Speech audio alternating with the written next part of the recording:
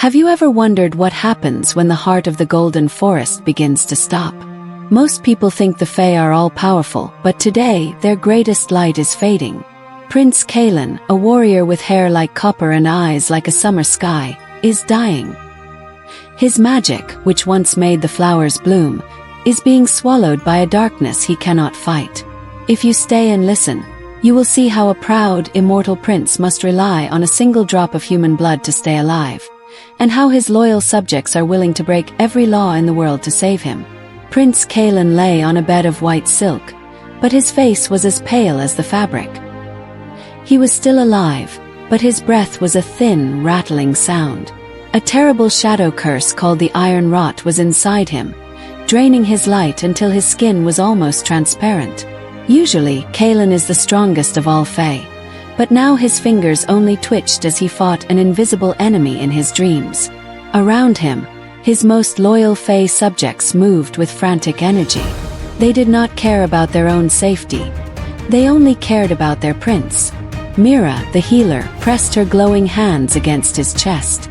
Her wings trembled with exhaustion as she poured the last of her blue magic into his heart to keep it beating. Outside the door, the royal guards stood with their swords drawn.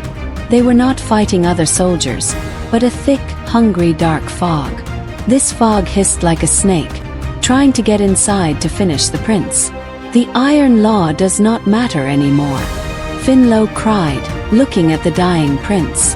If we do not give him the human cure, Kaelen will be gone by sunrise. To save their prince, the Fae did the forbidden. They fought through the dark fog, which screamed with rage because it wanted Kaelen's throne. The guards cleared a path with blades of light so Finlow could bring a human girl named Elara to the bedside. Elara was terrified, but when she saw the handsome prince struggling to breathe, she stepped forward. She cut her finger and let a drop of her warm blood touch his lips. The shadows let out a final angry roar as Kaelen's gold light began to return. The cure had arrived, and the prince was safe. If you enjoyed this tale of magic and sacrifice, join our circle of storytellers by subscribing. We are building a kingdom here, and I would love to have you along for every new adventure. Leave a comment below letting me know what you think of Prince Kaelen's choice. The golden light from the prince's body faded slowly, leaving the room in a soft, warm glow. Kaelen's eyes were open now, two bright gems of summer blue searching the dim air. He was still very weak, his chest rising and falling in slow, heavy movements. He looked at Elara, the human girl who still held his hand, and then at his tired Fae friends. He did not speak yet, but the darkness that had almost taken him was finally gone. Outside the heavy stone doors, the dark fog let out a final, frustrated hiss before melting away into the night. The shadow monsters vanished, leaving the hallway silent. The royal guards lowered their swords, their shoulders dropping with relief. They had held the line long enough for the cure to work. General Thorn stepped into the room, his silver antlers catching the light. He knelt by the bed, his head bowed in respect and gratitude. His prince was alive. Mira, the healer, slumped into a wooden chair. Her glowing blue wings were dull and still, her energy completely spent. She watched as Finlow, the small scout, hovered near the prince's pillow. Finlow's eyes were bright with tears. They had all risked their lives and their magic to break the Iron Law, but seeing Kaelen breathe again made every risk worth it. Elara felt the prince's fingers twitch against her palm.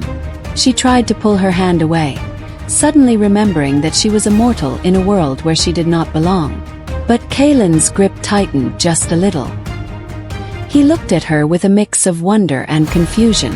To him, she was a small, fragile creature, yet her blood had done what all the magic in the Fae world could not.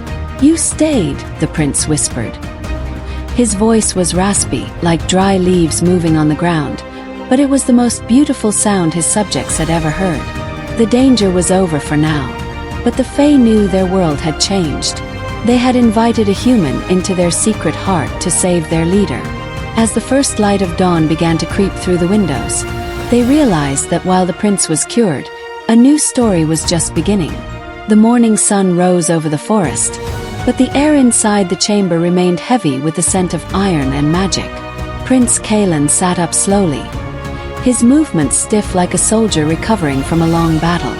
Although the shadow curse was gone, the iron rot had left thin, dark lines across his skin that looked like cracked marble. His loyal subjects watched him with bated breath, their hearts hovering between joy and fear. They had saved his life, but the cost of their defiance was beginning to settle over the room. General Thorn stood by the window, his gaze fixed on the horizon where the dark fog had retreated. He knew the shadows were not destroyed, only pushed back into the deep ravines of the world. Even worse, the High Elders of the Fae would soon learn that a mortal had crossed the veil. The prince reached out, his hand trembling slightly as he touched the silk sheets. He was the protector of this land, but for the first time in 1,000 years, he felt the weight of his own mortality. "The healers say you must rest, my prince," Mira whispered, her voice soft with exhaustion. She moved to adjust his pillows, but Kaelen shook his head. He looked toward the door, his blue eyes sharp despite his fatigue. He could sense the lingering malice outside, a cold energy that hated the light returning to his veins. The obstacle was no longer just the fog. It was the ancient laws of his own people that would now hunt the girl who saved him. Elara stood near the edge of the room, watching the Fae interact. To her, they looked like beautiful, dangerous statues come to life. She saw the way they looked at Kaelen, with a love so deep it bordered on worship. She realized then that she wasn't just a guest. She was a witness to a secret that could tear their world apart. Kaelen turned his head toward her, his copper hair catching the morning light. In that quiet moment, the prince realized that to keep himself alive, he would have to become the shield for the human who had given him her blood. The battle for his life was over, but the battle for her safety had just begun. The castle bells rang out, a clear and silver sound that echoed through the golden trees. Prince Kaelen stood on the high balcony, his strength fully returned. The dark lines of the curse on his skin had turned into shimmering scars of gold, a permanent reminder of the life that had been returned to him. Beside him stood Elara. She was no longer a terrified stranger, but the guest of honor in a world that once forbid her existence. Down in the courtyard, the loyal Fae gathered to look up at their leader. Mira hovered in the air, her wings glowing with a vibrant, healthy blue once more. Finlow sat on the stone railing, cheering loudly, while General Thorn stood like a mountain of silver at the prince's back. The dark fog was gone, burned away by the light that poured from Kaelen's mended heart. The shadow monsters had retreated into the holes of the earth, defeated by a power they did not understand, the willing sacrifice of a human. Kaelen turned to his subjects and raised his hand. "Today, the Iron Law is broken," he declared, his voice ringing with power and kindness. "We survived because we chose hope over ancient rules. This girl gave her blood to save my life, and in return, I give her my protection forever." The Fae bowed their heads, accepting this new truth. The world was different now.